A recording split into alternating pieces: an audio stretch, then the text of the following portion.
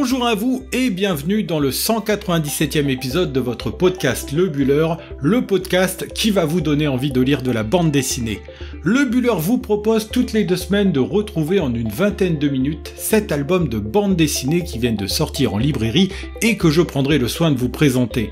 Dans une première partie, je vous parlerai de mon gros coup de cœur du moment et dans la seconde, je reviendrai sur 6 autres albums qui ont retenu mon attention et sur lesquels vous pouvez aussi vous précipiter.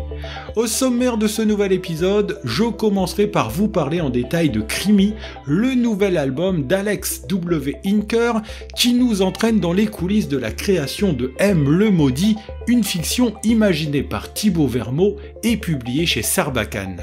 Dans l'ordre, la seconde partie sera consacrée aux 6 albums suivants. 10 secondes, le nouvel album que consacre Max de Radigues à l'adolescence, un âge de la vie qui intéresse toujours autant cet auteur pour un album édité chez Casterman. Je parlerai ensuite du nouvel album de Didier Tronchet, un titre très personnel baptisé Le Cahier à Spirale, un album édité au sein du label Air Libre des éditions Dupuis. Avec dans ses yeux, Marc Quadrado nous parle de la cécité de sa femme, un album passionnant et là aussi très intime pour un titre publié chez Grand Angle.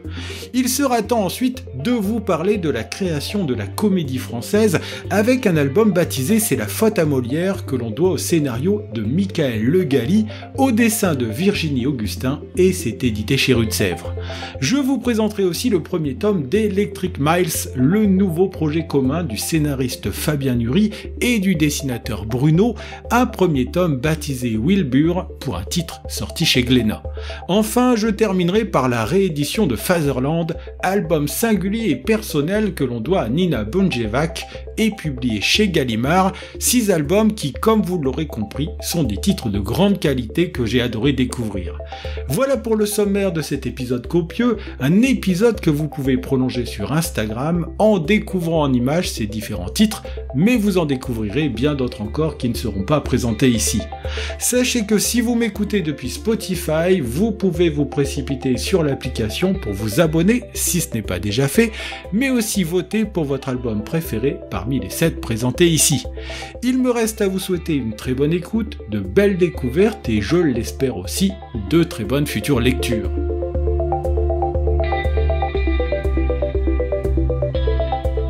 2 ans et demi après un Colorado Train, que je n'avais pas hésité à mettre en avant au moment de sa sortie en librairie, Alex W. Inker revient sur les rayonnages avec un nouveau projet baptisé Krimi, directement adapté d'un scénario de Thibaut Vermeau, taillé sur mesure pour le dessinateur nordiste. La couverture donne le ton, c'est dans la noirceur d'une Allemagne qui s'apprête à se donner à l'idéologie nationale-socialiste que nous entraîne ce récit où la violence devient un personnage à part entière, occupant une place centrale dans cette histoire.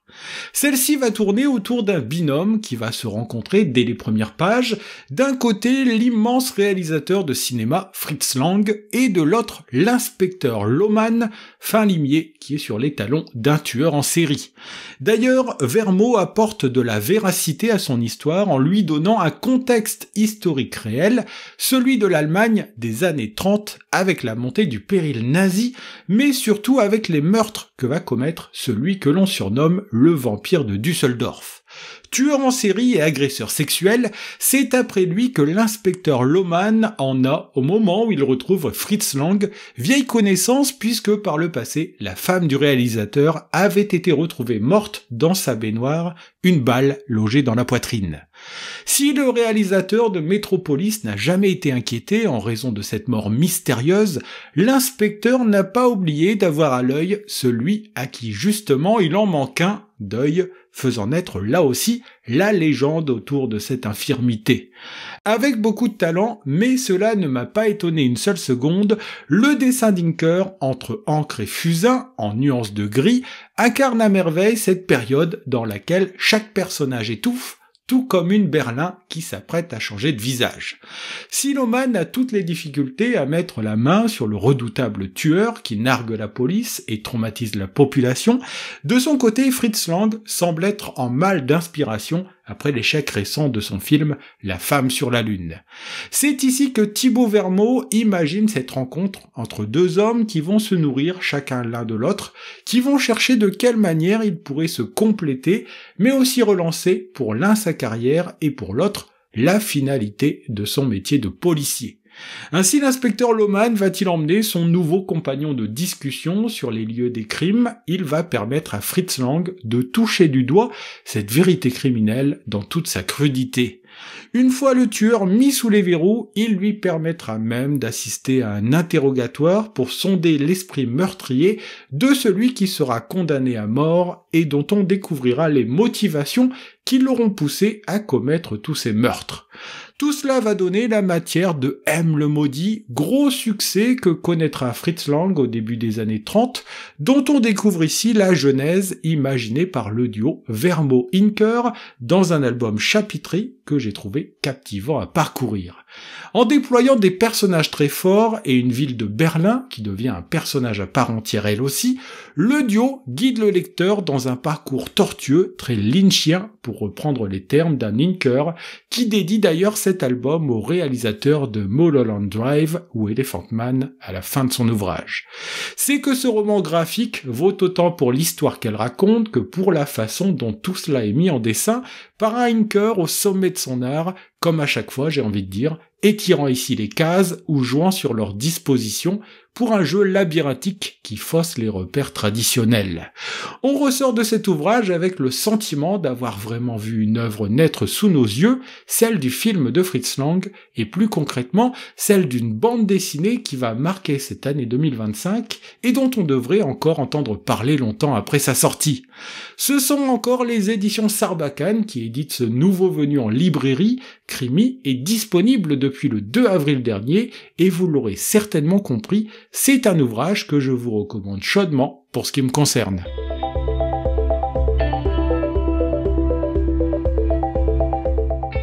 Deuxième partie de ce podcast dans laquelle je vous propose de découvrir plus brièvement 6 albums sortis ces dernières semaines en librairie. Dans sa nouvelle bande dessinée baptisée 10 secondes, Max de Radigues continue d'explorer un sujet pour lequel il semble avoir un grand attachement, celui de l'adolescence, en nous permettant de suivre ici un jeune homme qui s'appelle Marco. Comme beaucoup d'adolescents de son âge, Marco passe le plus clair de son temps avec les copains-copines, plutôt que ses parents, fuyant cette maison où le père, qui représente la figure d'autorité, est quasiment toujours absent. Clope au bec et canette de bière à la main, le jeune homme, comme on le découvre au fur et à mesure de l'histoire, est souvent à la recherche d'une certaine ivresse ou encore de s'abrutir l'esprit, ce qui fait qu'il a régulièrement oublié ce qu'il a fait la veille. Bref, c'est un grand enfant cabossé que l'on découvre au fil du récit, un gamin qui a un jeu pour le moins dangereux quand il rentre le soir chez lui en scooter, un jeu qui donne le titre à cet ouvrage. En conduisant, il aime fermer les yeux et compter jusqu'à 10, ne les rouvrant qu'au bout du décompte, si un accident n'a pas fini par interrompre cette litanie des chiffres qui pourrait bien lui coûter la vie. Voilà donc qui est Marco, le héros de cette nouvelle aventure, un adolescent finalement très ordinaire sous certains aspects, mais attiré par le danger et le risque sous d'autres, un gamin qui a aussi du mal à se passionner pour l'école. Avec beaucoup d'intelligence, mais comme c'est souvent le cas chez Max de Radigues quand il parle de cet âge de la vie, on découvre un jeune homme en mal de repères qui a des difficultés à trouver sa place dans la société et qui ne souhaite pas franchir le pas pour intégrer le monde des adultes. Un personnage pourrait remettre tout cela en ordre, Zoé, une fille que l'on découvre au moment où il prétend lui sauver la vie et qui, en réalité, volera plus souvent à son secours que l'inverse. Adolescente qui n'est pas dans le jugement et qui se préoccupe de Marco, on verra pourtant que tout n'est pas si simple et que l'amour est un autre univers compliqué à maîtriser dont Marco devra apprendre les codes. J'ai retrouvé avec plaisir ce dessin simple et expressif qui est la marque de fabrique de l'auteur, un trait dont la simplicité et une certaine naïveté collent parfaitement bien avec le sujet ici évoqué. Abordant ici le mal-être de la jeunesse avec justesse, en présentant des personnages secondaires plus contrastés que Marco, il nous immerge dans le quotidien banal et souvent ennuyeux qui fait glisser l'adolescent vers une recherche de ses propres limites qui pourraient bien lui être fatales. Ce sont les éditions Casterman qui proposent ce nouveau titre, arrivé en librairie le 12 mars dernier, un album captivant sur un sujet très peu abordé avec autant de justesse par le monde du 9e art. Avec sa nouvelle bande dessinée, baptisée Le Cahier à spirale, Didier Tronchet continue un travail d'introspection lié à son histoire familiale, même si ici, il semble refermer un chapitre qui s'intéressera à sa mère, mais aussi à son père. Il n'est pas rare que l'auteur originaire du Pas-de-Calais nous livre dans ses albums certaines pièces de son histoire familiale qui, mises bout à bout comme dans un puzzle, forment un ensemble cohérent. En cela, son nouvel album fait la synthèse de ce travail. D'ailleurs, nombreuses seront les références aux titres précédents que l'auteur fait dans ce nouveau venu, comme pour rappeler combien le Cahier à spirale se glisse dans la continuité des projets entamés il y a quelques années déjà.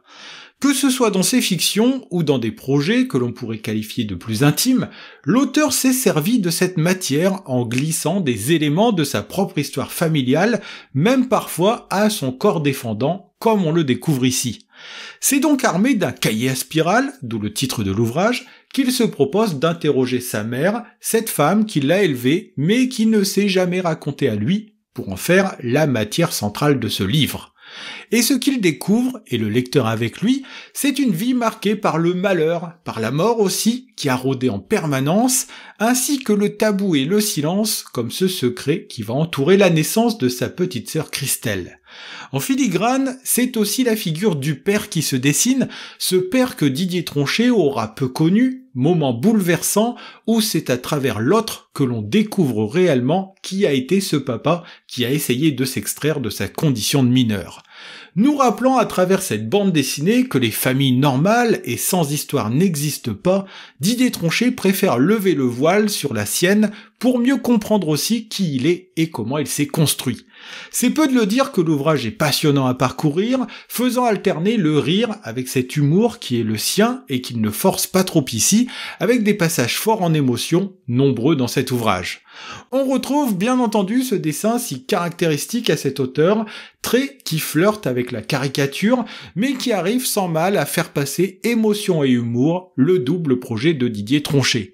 Comme toujours, j'ai passé un excellent moment de lecture avec ce cahier à spirale, un projet intime, mais qui aura forcément un écho au plus profond de chaque lecteur, un album que je ne saurais trop recommander. C'est aux éditions Dupuis, dans la prestigieuse collection Air Libre, qu'est sorti le 28 mars dernier cet album, un titre qui conclut en beauté une trilogie introspective, mais aussi un titre qui se lit indépendamment des précédents.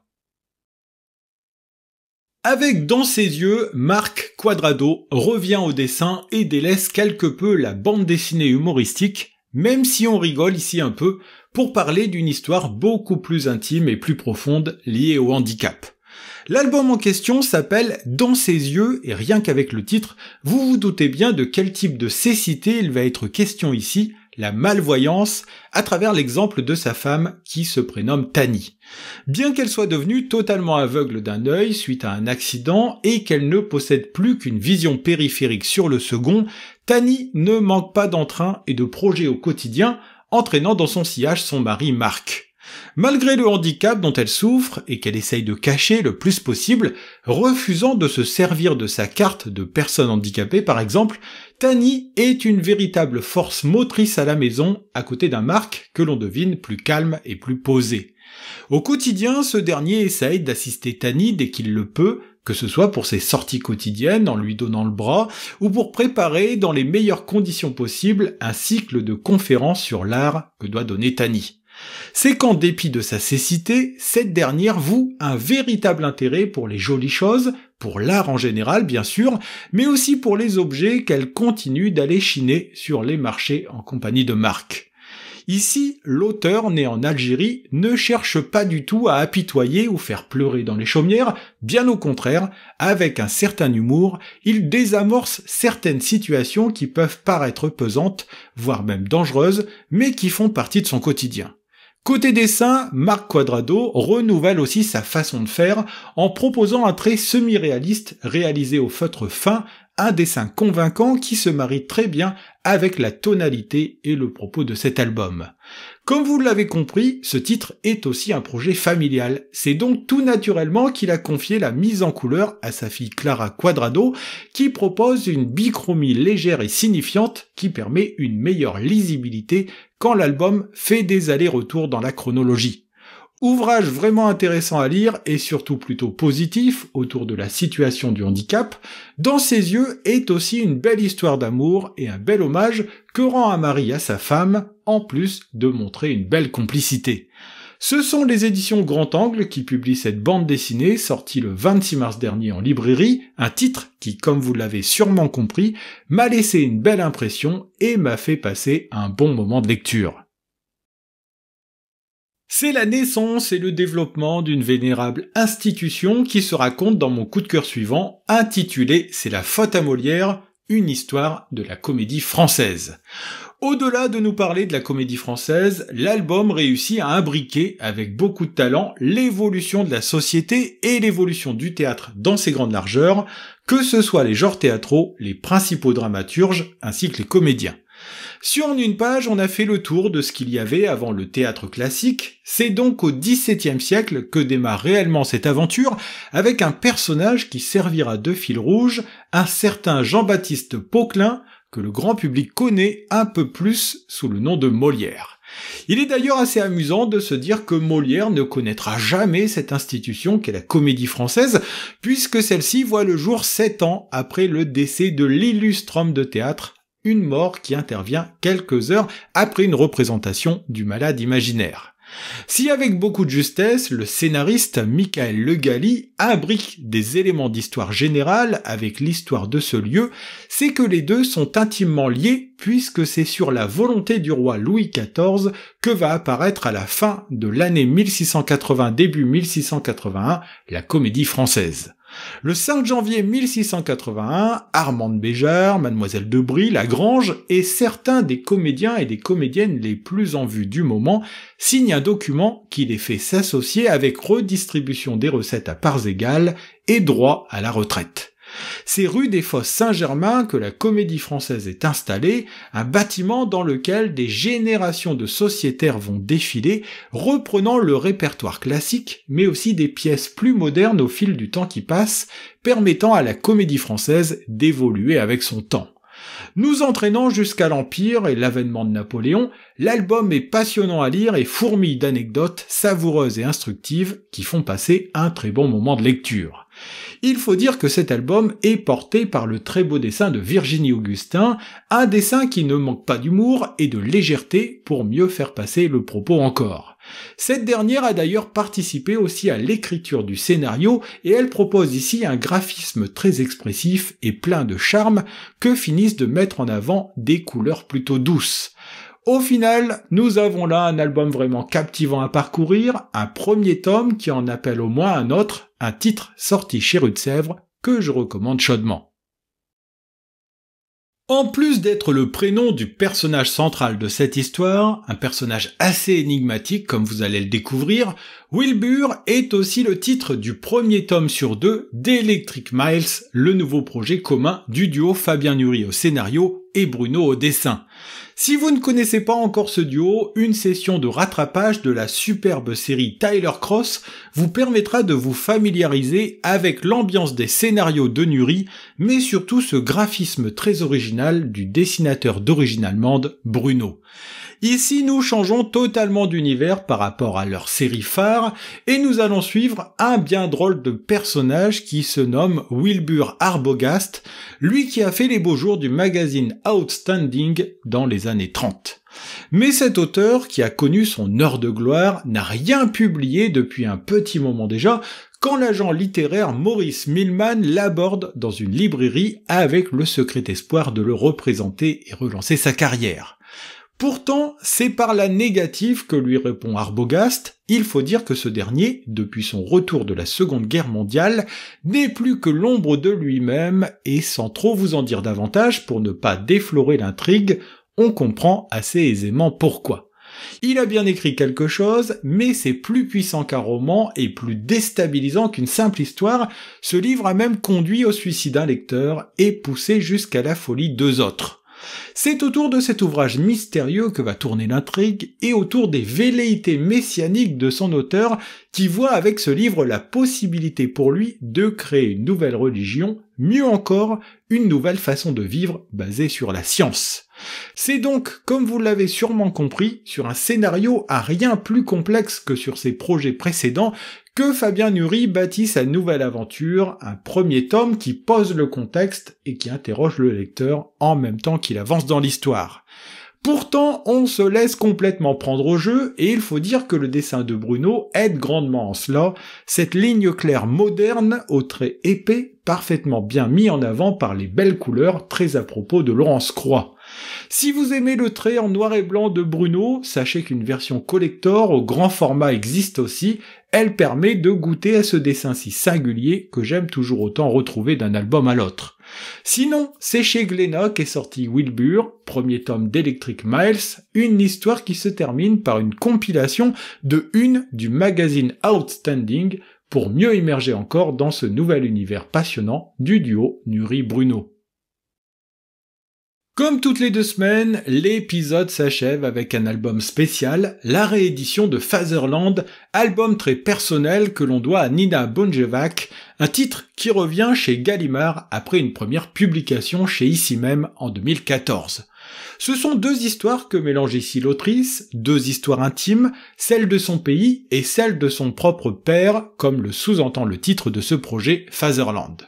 C'est d'ailleurs au Canada que démarre cette histoire puisque c'est dans ce pays qu'est née et vit l'autrice d'origine serbe ainsi que sa maman, tout cela on le découvre d'ailleurs dès les premières pages de l'ouvrage. Quand on retrouve les 2 femmes, Nina ambitionne de raconter l'histoire familiale, une histoire dans laquelle le père joue un rôle central, lui qui va commettre des actes terroristes sur le sol canadien et qui mourra justement en préparant une bombe. Il faut dire que le père a grandi sans véritable repère et c'est sa nation, la Serbie, qui est devenue en quelque sorte son seul phare, une nation qu'il veut défendre coûte que coûte contre ceux qu'il estime être ses ennemis intérieurs. À cette époque, Nina est encore très jeune et ne comprend pas les disputes qui éclatent souvent entre sa mère et son père. Elle ne comprend pas non plus que tous les jours sa mère glisse du mobilier devant les fenêtres pour éviter qu'on ne jette une bombe au sein de leur domicile.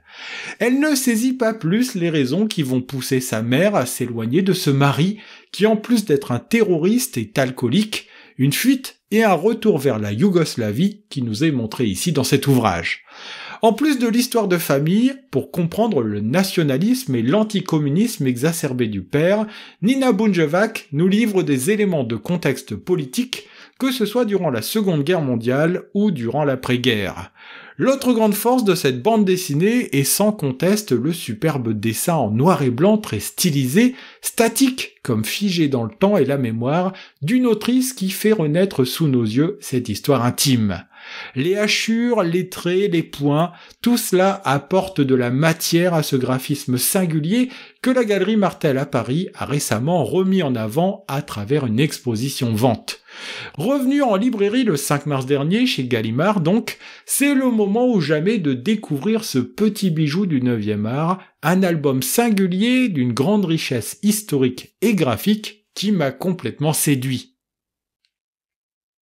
Ainsi se termine ce 197e épisode de votre podcast Le Bulleur, un épisode consacré dans sa première partie à l'album Krimi, album passionnant que signe Alex W. Inker sur un scénario de Thibaut Vermeau, un titre publié chez Sarbacane.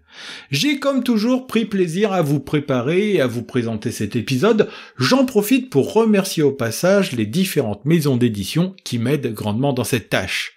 Pour que puisse continuer d'exister ce podcast, n'hésitez pas à vous abonner, à laisser une note sur les plateformes de podcast ou encore à en parler autour de vous pour le faire connaître. Le Buller en images, c'est sur Instagram que ça se passe, sur le compte lebuller.podcast. Vous y retrouverez la présentation des 7 albums évoqués aujourd'hui, mais aussi d'autres titres sortis récemment en librairie. C'est aussi le lieu idéal pour me contacter et interagir avec moi, et en attendant de vous retrouver le lundi 28 avril, je vous souhaite de très bonnes semaines, mais aussi de très bonnes lectures.